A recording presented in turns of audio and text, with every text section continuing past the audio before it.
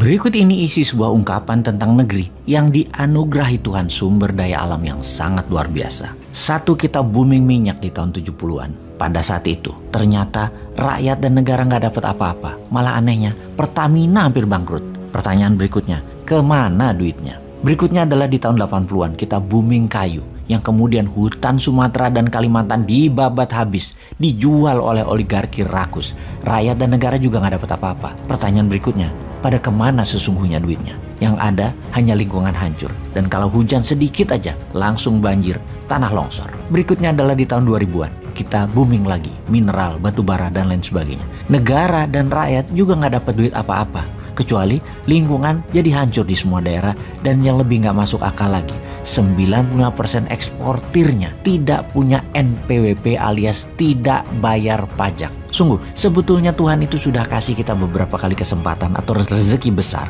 Tapi kita nggak becus mengelolanya. Hanya segelintir manusia yang dekat dengan kekuasaan serta penguasa saja yang mendapat manfaatnya. Fakta data yang lain lagi kita jelaskan. Dari tahun 2000 hingga sekarang tahun 2022, GDP per kapita naik 250%, yaitu kontribusi zaman Pak SBY itu naiknya 215%. Dia beruntung karena harga komoditi naik pada saat itu. Sebelum zaman Pak SBY adalah zaman Ibu Mega, naik 25%-an. Dan zaman sekarang dalam 7 tahun baru naik 10%-an, alias dalam 7 tahun, setahunnya hanya naik 1,5% saja. Sungguh, dalam 7 tahun terakhir ini juga, hutang menumpuk menjadi 6.600 triliun atau naik hampir 4.600 triliun dari hutang negara sebelumnya di tahun 2014. Belum lagi ditambah hampir 2.000 triliunan hutang BUMN yang baru. Maka bisa dikatakan 3 kali kesempatan ditambah kelolaan negara dalam 20 tahun terakhir. Terbukti manajemen kelolaan negaranya juga tidak bisa membuat rakyat sejahtera dan bisa membuat negara Indonesia ini menjadi negara berdaulat yang utuh. Secara ekonomi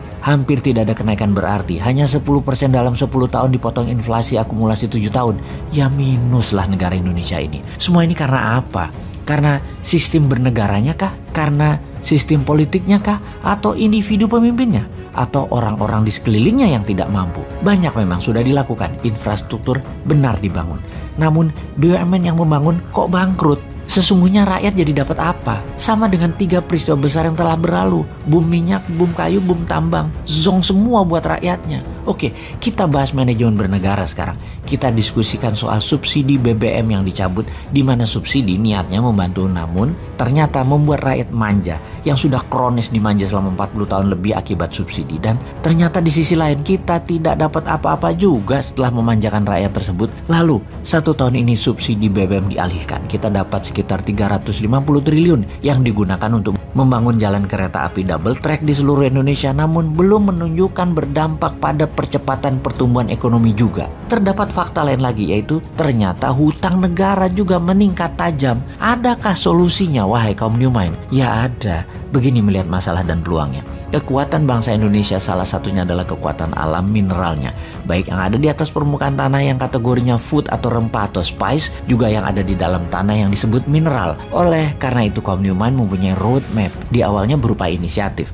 Namanya Spice and Metal Roads Initiative. Spice Road akan membuat Indonesia menjadi food country pengendali pangan dunia, dan Mineral Road akan membuat Indonesia menjadi pengendali mineral. Jadi 99,9% fine metal atas seluruh mineral yang ada di tabel periodik dalam kategori noble metal, PGM atau precious group metal, dan juga metal tanah jarang. Spice Road ada lahan di permukaan tanah dan ada yang di laut. Kita bicara laut dulu. Kita akan berantas illegal fishing. Kapal-kapal nelayan asing terutama Tiongkok akan ditenggelamkan dengan cara keras. Seperti zaman Bu Susi dulu yang ternyata membuat nggak nyaman banyak pejabat pro Tiongkok. Dan Bu Susi keluar dari kabinet karena mengganggu income pejabat pro Tiongkok. Kita akan hajar lebih sadis dari Bu Susi ke depannya. Kalau perlu Bu Susi lagi pelaksanaannya dan ditambah power lebih besar lagi dia. Apa yang terjadi kemudian?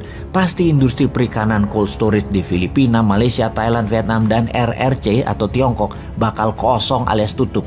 Orang mereka nyolongnya dari Indonesia. Lalu dengan dibuatkan kapal nelayan serta dimodali dengan kapal berbunga 0%, akan ada 500.000 kapal motor baru nelayan yang membuat 30 juta masyarakat laut yang hidupnya bergantung dari hasil laut, pendapatannya bakal naik 3 kali lipat dari saat ini. Jadi berani nggak ambil peluang tersebut?